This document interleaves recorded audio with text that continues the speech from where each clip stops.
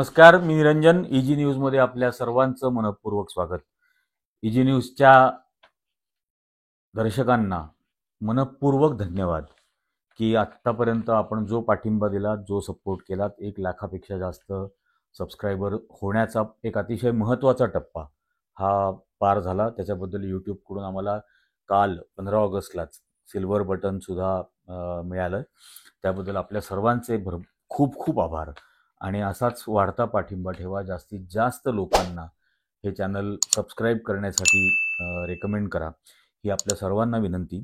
आज ज्या विषयावरती बोलायचं आहे तो म्हणजे काल आपला जो भारताचा 78वा स्वातंत्र्य दिन साजरा झाला आणि त्यानिमित्ताने लाल किल्ल्यावरती देशाचे पंतप्रधानांनी जे काही बरळले आणि एकूणच कालच्या त्या सोहळ्याबद्दल आजचा विषय आहे. पहिली गोष्ट तर काल पहिल्यांदा गेल्या 10 वर्षानंतर पहिल्यांदा या देशाच्या संसदेला विरोधी पक्षनेता लाभला आणि विरोधी पक्षनेत्याला आपल्यालाही माहिती आहे की कॅबिनेट मंत्र्याचा दर्जा असतो आणि विरोधी पक्षनेते म्हणून राहुल गांधी या 15 ऑगस्टच्या सोहळ्याला त्यांना लाल किल्ल्यावरती निमंत्रित केलं गेलं होतं. तर कॅबिनेट दर्जा असलेला विरोधी पक्षनेता हा पहिल्या रांगेत बसवला जातो. आत्तापर्यंतचे म्हणजे 10 वर्षापूर्वीचे कुठलाही व्हिडिओ तुम्ही जर काढून पाहिला तर कायम विरोधी पक्षनेता हा पहिल्या रांगेत बसलेला आहे. नरेंद्र मोदी आणि भारतीय जनता पक्षाची मनोवृत्ती ही इतकी नीच पातळीवरची आहे की त्यांनी राहुल गांधींना 6व्या लाईनमध्ये बसवलं. राहुल गांधींच्या पुढे भारताची ऑलिम्पिकची हॉकीची टीम आणि त्याच्या पुढे राजनाथ सिंग, काही सेक्रेटरी, त्यांची बायको वगैरे असे तिथं बसवलेले होते. म्हणजे एखाद्या तुमचा विरोधक असू शकतो, पण विरोधी पक्षाच्या नेत्याचा इतका अपमान करायचा, मग संसदेच्या अधिवेशनामध्ये त्यांच्या जातीचाच कोणाला माहीत नाहीये असं म्हणून त्यांचा अपमान करण्याचा प्रकार केला. काल त्यांना 6व्या लाईनमध्ये बसवून पुन्हा एकदा त्यांना अपमानित करण्याचा हा प्रकार केला. तर ही जी अतिशय क्षुद्र मनोवृत्ती आहे नरेंद्र मोदी, भारतीय जनता पक्ष आणि संघ परिवाराची, ही पुन्हा एकदा काल त्यांनी दाखवून दिली हे सगळं करत असताना. आणि याच्यानंतर जेव्हा काही विषय झाला त्यावेळेला म्हणाले की ऑलिम्पिकची ब्रॉन्झ हॉकीची टीम आली होती त्यामुळे त्यांना पुढे बसवलं. ऑलिम्पिकची हॉकीची टीम आली होती म्हणजे अशी सहज आली लाल किल्ल्यावरती फिरत फिरत टुरिस्ट सारखं? बोलवल्याशिवाय येईल का? लाल किल्ल्यावरती एवढी प्रचंड मोठी सुरक्षा यंत्रणा असताना 15 ऑगस्टच्या दिवशी म्हणजे अक्षरशः मिसाईल लॉन्चर्स सुद्धा ज्या वेळेला ऍक्टिव्हेट ठेवलेले असतात, इतक्या प्रचंड सुरक्षा व्यवस्था असताना ऑलिम्पिकची भारताची टीम ही अशी अचानक तिथं भटकत आली होती का? त्यांना निमंत्रित केलं होतं ना, आणि त्यांना निमंत्रित करण्याबद्दल काहीही आक्षेप नाही. पण राहुल गांधींना कुठे बसवायचं याबद्दलचा विषय आहे. जर पहिल्या लाईनीमध्ये राजनाथ सिंगांची बायको बसू शकते तर या देशाचा कॅबिनेट मंत्र्याचा दर्जा असलेला विरोधी पक्षनेता का बसू शकत नाही? भारतीय जनता पक्षाला 240 जागा मिळाल्या, इंडिया अलायन्सला 234 जागा मिळाल्या, त्याच्यानंतर त्याच्यामध्ये ऍड झाले. आज इंडिया अलायन्स 239 आहे आणि भारतीय जनता पक्ष 240च आहे. मग इतकं काय आहे? जवळजवळ बरोबरीची आकडा संख्या असलेलं विरोधी पक्ष आहे आणि या विरोधी पक्ष नेत्याचा वारंवार गेली 10 वर्ष तुम्ही अपमान करताय. त्यांनी ते विरोधी पक्षनेते पदा इतकी संख्या गाठल्यानंतर सुद्धा तुम्ही पुन्हा त्यांना अपमानित करण्याचा प्रयत्न करताय. हा जो नीच आणि अत्यंत क्षुद्रपणा नरेंद्र मोदी आणि भारत या सरकारने केला, भारतीय जनता पक्षाच्या, ही जी मानसिकता आहे अत्यंत क्षुद्र, ही त्या रेशीम बागेच्या संस्कारांमधून येते, RSSच्या, आणि ही त्यांनी काल पुन्हा दाखवून दिली. याच्यानंतर त्यांनी भाषण करत असताना पहिले बांगलादेशचा उल्लेख केला. बांगलादेशमधले हिंदू आणि अल्पसंख्याकांचं तिथं रक्षण व्हायला पाहिजे आणि बांगलादेशच्या विकास यात्रेला आमच्या शुभेच्छा कायमच असतील. म्हणजे या महाभागाला पहिले कळायला पाहिजे की बांगलादेशची विकास यात्रेला तुझ्या शुभेच्छांची काहीच गरज नाही आहे. बांगलादेशचा GDP हा $2900 आहे. 2800 ते $2900 म्हणजे per capita income. Per capita income 2800 ते $2900 आहे. भारताचं 2500 ते 2600 आहे. बांगलादेशामधल्या नागरिक हा भारतीय लोकांपेक्षा सधन आहे. हे थोडं भान ठेव महाभागा. त्यानंतर तिथं बोलताना बोलले की बांगलादेशमधल्या अल्पसंख्याकांचं रक्षण व्हायला पाहिजे. मग भारतातल्या अल्पसंख्याकांच्या रक्षणाची जी कायदेशीर जबाबदारी तुझ्यावर आहे त्याचं काय?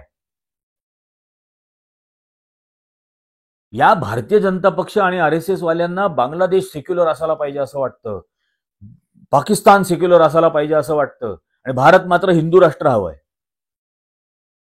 भारतही सेक्युलर असायला हवा, आणि तो सेक्युलर ठेवण्याची जी कायदेशीर संविधानात्मक जबाबदारी आहे ती पार पाडताय का तुम्ही? इथल्या लिंचिंगच्या घटना ज्या घडतायत त्याच्याबद्दल तुमचं थोबाड कधी उचकटत का नाही? आणि हे भानच ठेवायचं नाही. नुसतं आपलं इतका त्याला काय लफेगिरी हा जो हिंदीचा शब्द आहे ना, त्या पद्धतीने हे सगळं झालं. त्याच्यानंतर काय, सध्या भारतामध्ये असलेला सिव्हिल कोड हा कम्युनल सिव्हिल कोड आहे. तो सेक्युलर सिव्हिल कोड व्हायला पाहिजे, आणि म्हणून युनिफॉर्म सिव्हिल कोड आलं पाहिजे असं यांचं म्हणणं. बरं, या देशामधल्या मुस्लिम समाजाची सर्व मशिदी, सर्व दर्गे, सर्व कब्रस्तान हे भारत सरकारच्या मालकीच्या आहेत. वक्फ बोर्डामार्फत त्याचं मॅनेजमेंट केली जाते, आणि वक्फ बोर्डाचे सदस्य हे भारत सरकार, राज्य सरकार त्या ठिकाणची नेमतात. या ठिकाणी जमा होणारा पै ही वक्फ बोर्डामध्ये जमा होते. या ठिकाणी काम करणारे जे कोण मौलवी असतात यांचा पगार वक्फ बोर्ड देतं. मग तुम्हाला करायचंय ना युनिफॉर्म सिव्हिल कोड? मग सगळी मंदिरं, हिंदूंची मंदिरं, जैनांची मंदिरं, शिखांचे गुरुद्वारे, सगळे चर्चेस हे सगळे भारत सरकारच्या मालकीचे करा. नॅशनलायझेशन करा. आखाड्यांच्या जमिनी हजारो एकरांनी पसरलेल्या या सगळ्या मंदिरांची संपूर्ण संपत्ती, सोनं नाणं, बँकेत असलेले पैसे, सगळे टोटल पैसा हे सगळं भारत सरकारच्या मालकीचं करा. आणि तिथं काम करणाऱ्या पुजाऱ्यांना पगार द्या. तसा या सगळ्या पुजाऱ्यांसाठी एक वक्फ बोर्ड निर्माण करा. त्यांना पगार द्यायला सुरुवात करा. त्यांनी त्या दानपेटीत हात नाही घालायचा. तिथं जे नागरिक येतील दर्शनाला, काही गोष्टी करायला, विधी करायला, त्यांच्याकडून दक्षिणा नाही घ्यायची फुकट्यासारखी. त्यांनी त्या पगारातून ते करायचं. जसं पगारातून मौलवी निकाह लावतो, अंतिम संस्काराच्या वेळेला जातो, तसं यांनी पण तसंच करायचं. पगारामधून त्यांनी श्राद्ध करा, पगारामधून अंत्यविधी करा, पगारामधून सगळे विधी करा. हे सगळं पगारातून करायला लावा. युनिफॉर्म सिव्हिल कोडच्या बाता करतायत. हिंदू अनडिवायडेड फॅमिली हा इन्कम टॅक्स बेनिफिट फक्त हिंदूंना मिळतो. तो एक तर सगळ्यांना लागू करा किंवा हिंदूंचा बंद करा. लेने के देने पड जाएंगे. आणि अशा पद्धतीची भाषा, आणि आत्ता असलेला सिव्हिल कोड कम्युनल आहे म्हणे. म्हणजे इतका विषारी आणि विकृत मानसिकता असलेलं हे भाषण आहे. त्याच्यानंतर महिलांवरती होणारे अत्याचार, महिलांवरती होण्याच्या बाबतीत होणारे गुन्हे याची खूप मोठ्या प्रमाणावर प्रसिद्धी झाली पाहिजे. म्हणजे मग पुन्हा त्याच्या परिणामांची भीती राहील. म्हणजे फाशीची शिक्षा द्यायला पाहिजे या गुन्हेगारांना. महिलांवरती अत्याचार करणाऱ्यांना फाशीची शिक्षा झाली पाहिजे. येणाऱ्या काळात ते करण्याची कोणाची हिंमत होणार नाही, आणि त्या गुन्हेगारांची खूप मोठ्या प्रमाणावर पब्लिसिटी झाली पाहिजे. अरे कोणाला सांगताय? हे तुम्ही करायचंय ना, का नागरिकांनी करायचंय? नागरिकांनी शिक्षा द्यायची आहे का त्या बलात्काराला? तुम्ही द्यायची आहे ना सरकारनी. द्या ना त्या ब्रिजभूषण सिंगला फाशी. त्या ब्रिजभूषण सिंगला शिक्षा देण्याच्या ऐवजी तुम्ही म्हणजे त्या पीडित ज्या कुस्तीगीर महिला होत्या त्यांनाच तुम्ही तुडवत होतात. तुमचं सरकार हे लोकांना माहित नाहीये का? बलात्काराचा आरोप सुप्रीम कोर्टात सिद्ध झालेल्या बिल्किस बानोच्या आरोपींना तुमच्या सरकारने माफी दिली होती ना. बेशरमपणाची काहीतरी लिमिट आहे की नाही? मणिपूरमधल्या महिलांना रस्त्यावरून नग्न करून हिंडवलं गेलं, त्यांच्यावरती सामूहिक बलात्कार झाले. तुम्ही तर मणिपूरला गेला पण नाहीत अजून. 15 महिने झाले त्या घटनेला, अजूनपर्यंत फिरकला नाही तिथं. त्या आरोपींना अजूनपर्यंत शिक्षा झालेली नाही. 6500 पानाचं FIR हा सुप्रीम कोर्टात आहे, चार्जशीट. काय झालं त्याचं? नरेंद्र मोदी, कुलदीप सेंगर, तुमच्या पक्षाचा आमदार आणि मंत्री होता ना बलात्काराचा आरोप असलेला, काय झालं त्याचं? का त्याच्यावर शिक्षा नाही? किशन सिंग हा बलात्काराचा आरोप असलेला माणूस या मोदींनी त्याच्या मंत्रिमंडळात मंत्री बनवला होता ना 2014ला.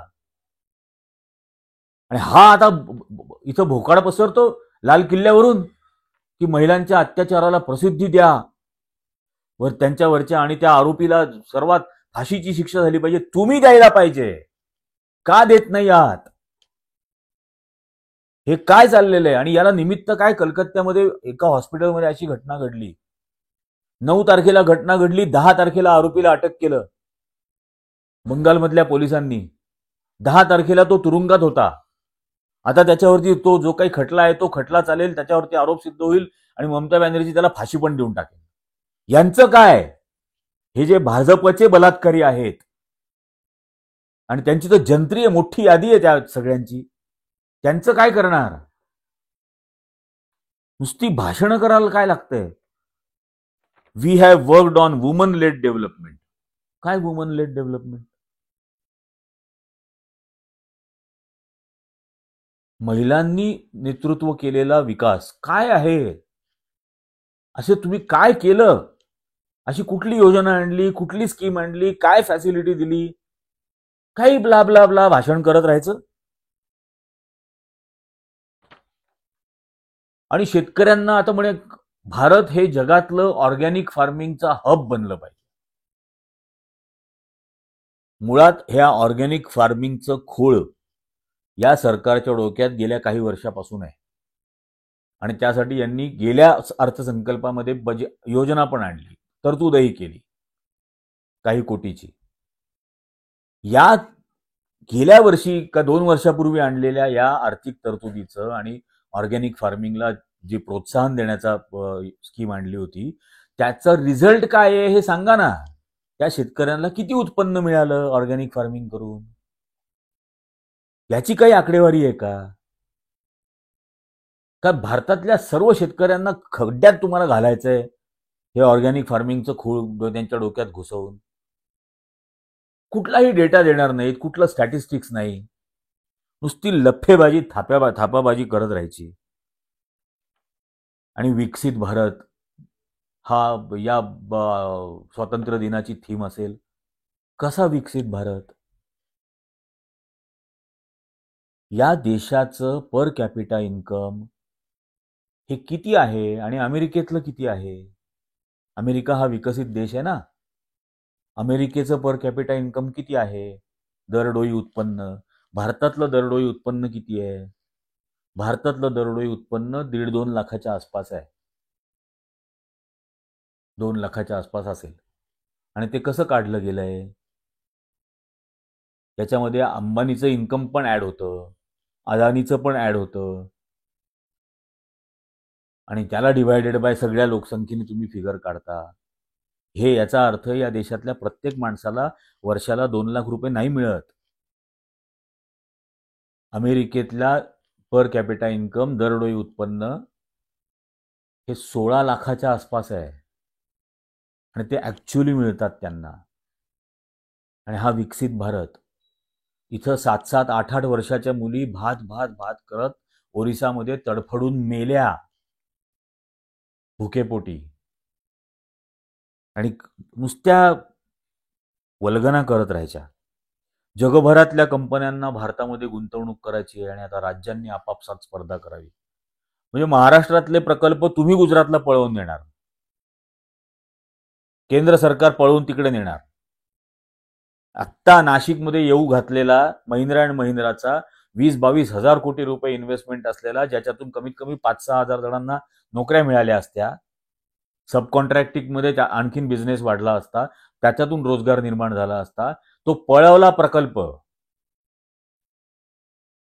इतकी धादांत नीचपणा हा करत असताना, राज्य सरकारांच्या बाबतीमध्ये केंद्र सरकार करत असताना, ग्लोबल कंपन्यांना भारतात इन्व्हेस्टमेंट करायची, कोणाला करायची? नावं जाहीर करा. त्यांनी किती इन्व्हेस्टमेंट केली हे जाहीर करा. हा नरेंद्र मोदी गुजरातचा मुख्यमंत्री असताना ते व्हायब्रंट गुजरात नावाचं एक समिट घ्यायचा आणि दरवेळेला सांगायचं 35 लाख कोटी रुपयाचे करार झाले, 40 लाख कोटी रुपयाचे करार झाले. आणि ऍक्च्युअल रिअलायझेशनचं पर्सेंटेज किती होतं? 1%. त्यातला 1% फक्त गुंतवणूक गुजरातमध्ये व्हायची. घोषणाच मोठमोठ्या फक्त. आणि नंतर त्यांनी तर कहर केला की याच गतीने आणि याच उद्दिष्टाने आणि या निर्धाराने आम्ही प्रगती करत असताना विरोधी पक्ष हा भ्रष्टाचाऱ्यांना पाठीशी घालतोय. अरे बापरे, विरोधी पक्ष भ्रष्टाचाऱ्यांना पाठीशी घालतोय. अजित पवारांवरती 70,000 कोटी रुपयाचा आरोप केला होता नरेंद्र मोदी, देवेंद्र फडणवीस यांनी, हो की नाही? त्या अजित पवारांच्या हातात या महाराष्ट्राच्या तिजोरीच्या किल्ल्या अर्थमंत्री बनवून कोणी दिल्या? 5 दिवसात दिल्या नरेंद्र मोदी. ज्या छगन भुजबळांना भ्रष्टाचाराच्या आरोपाखाली 2-2.5 वर्ष तुरुंगात ठेवलं, ते आता कोणाबरोबर आहेत? भारतीय जनता पक्षाबरोबर. ज्या नारायण राणेंबद्दल भ्रष्टाचाराचे आरोप देवेंद्र फडणवीस करत होते, ते आता कुठे आहेत? भारतीय जनता पक्षामध्ये. अशी महाराष्ट्रातली यादी आहे आणि देशभरातली यादी आहे. हेमंत बिस्वा शर्मा, आसामचा, सुवेंदू अधिकारी, बंगालचा, हे सगळे देशभरातले भ्रष्टाचारी भारतीय जनता पक्षाने स्वतःकडे घेतल्यानंतर विरोधी पक्ष स्वच्छ झाले. आता विरोधी पक्षात या देशातला सर्वात स्वच्छ पक्ष कुठला असेल तर तो विरोधी पक्ष आहे. कारण सगळे भ्रष्टाचारी भाजपने स्वतःकडे घेतले आणि तरीही हा तोंड वेंगाडून लाल किल्ल्यावरून दाखवतो की भ्रष्टाचाराला लोकांना आता विरोधी पक्ष पाठीशी घालतोय.